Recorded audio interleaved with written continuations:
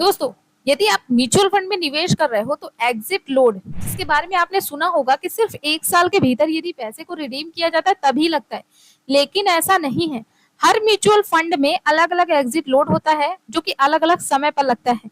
अब किस समय पर और कितने फंड पर एग्जिट लोड लगता है, अगर आप इसके बारे में डिटेल वीडियो चाहते हो तो मैंने ऑलरेडी बना रखी है, आप देख लेना।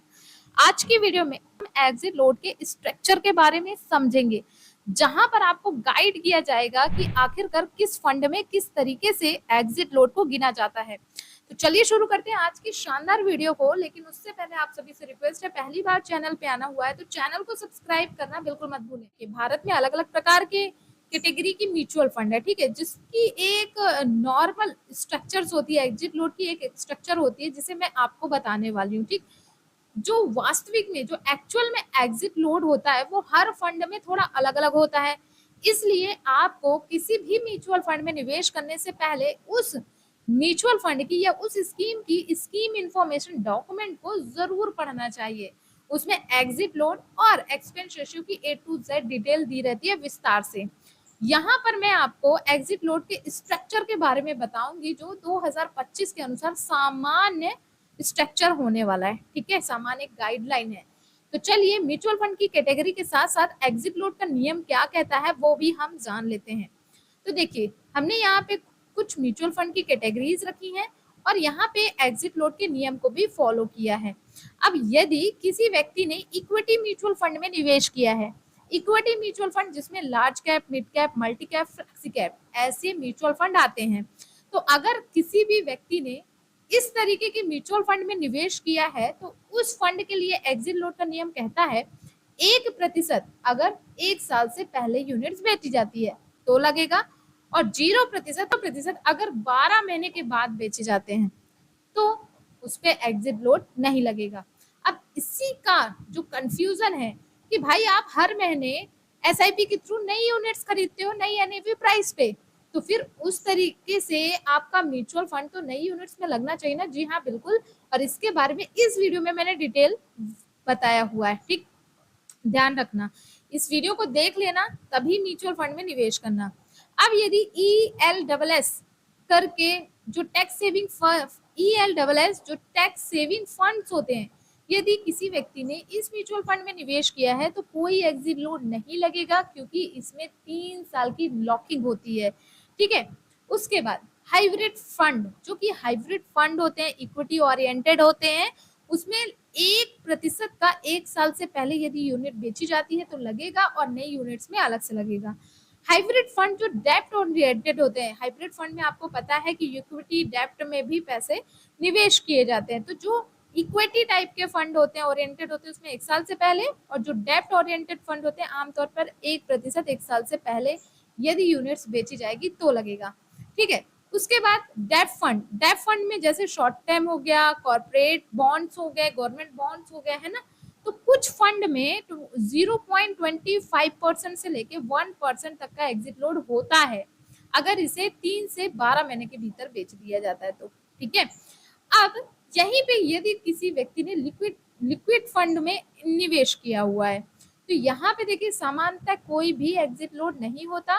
कुछ में 7 दिन से पहले बेचने पर 0.0070% से लेके 0.0045% तक का प्रतिदिन के हिसाब से एग्जिट लोड लग सकता है। ओके, इसके अलावा अल्ट्रा शॉर्ट ड्यूरेशन फंड की इस तरीके के फंड्स में निवेश करते हैं तो कुछ में 7 से 30 दिनों तक 0.25 तक का एग्जिट लोड हो सकता है, बाकियों में नहीं होता।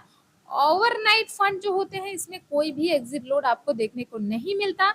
इंडेक्स टाइप के जो फंड होते हैं, ETFs होते हैं, अधिकांश में 1% का आपको एग्जिट लोड देखा जाता है यदि 1 साल से पहले अगर आप यूनिट्स को बेचते हैं तो।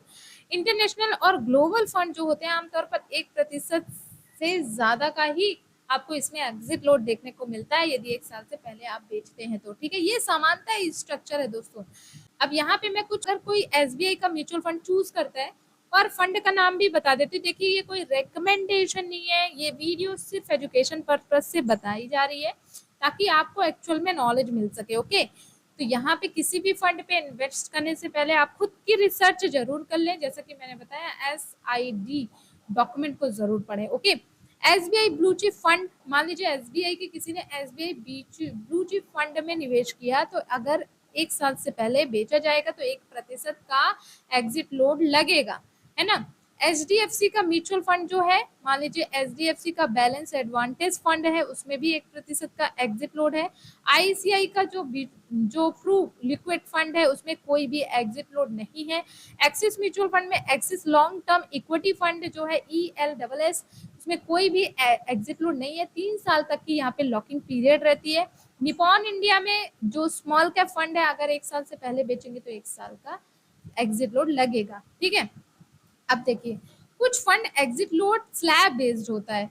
1% अगर 12 महीने से पहले बेचा जाएगा, 0.5% 12 से 18 महीने के बीच बेचा जाएगा और 0% 18 महीने के बाद बेचा जाएगा। तो ये कुछ एग्जिट लोड स्लैब के अनुसार होते हैं, ठीक है। अब देखो यहाँ पे ना जो AMC होती है, एसेट मैनेजमेंट जो कंपनीज होती है, वो समय समय पर अपने एग्जिट लोड को बदल भी सकती हैं। तो पुराने निवेश पर पुराना नियम लागू होगा और नए निवेश पर नया लागू होगा। अब जैसे मान लीजिए किसी ने म्यूचुअल फंड पर 10 सालों के लिए निवेश किया, ठीक है, तो जब पहला साल था उसमें अगर AMC जो कंपनीज हैं उनका एग्जिट लोड 1% है और अगले 5 सालों के बाद उसने अपना एग्जिट लोड 2% का कर दिया है, तो जो आपने 5 साल पहले तक का निवेश किया उसमें आपको 1% का एग्जिट लोड देखने को मिलेगा और आगे जो 5 साल से 10 साल के बीच का जो नया निवेश होगा उसमें नए रूल फॉलो होंगे, उसमें आपको 2% का एग्जिट लोड देखना पड़ सकता है। ये एग्जांपल के लिए मैंने बताया कि AMC कंपनी समय समय पर एग्जिट लोड भी बदल सकते हैं। तो भाई किसी भी म्यूचुअल फंड में निवेश करो, एग्जिट लोड पे नजर जरूर रखा करो, क्योंकि एग्जिट लोड समय पे बदलता भी है और एग्जिट लोड का सबसे इंपॉर्टेंट चीज ये है कि 12 महीने से पुरानी यूनिट्स पे नहीं लगता, लेकिन अगर 12 महीने से कम की यूनिट्स हुई, नई यूनिट्स हुई, तो उनमें एग्जिट लोड काम करता है बराबर। लेकिन हाँ, ये सिर्फ उतने फंड में लगेगा जो कि 12 महीने से पुराना नहीं है, ठीक है। तो आई होप कि आपको स्ट्रक्चर अच्छे से समझ में आ गया होगा। अगर इससे रिलेटेड कोई क्वेरी है, सजेशन है, तो मुझे कमेंट में जरूर बताएं। हेल्पफुल हो वीडियो तो लाइक करके शेयर जरूर करें इसे। साथ में चैनल को सब्सक्राइब करना बिल्कुल मत भूलें। इस चैनल पे आपको इन्फॉर्मेटिव वीडियोस मिलते रहते हैं। मिलते हैं अगली वीडियो में। धन्यवाद दोस्तों।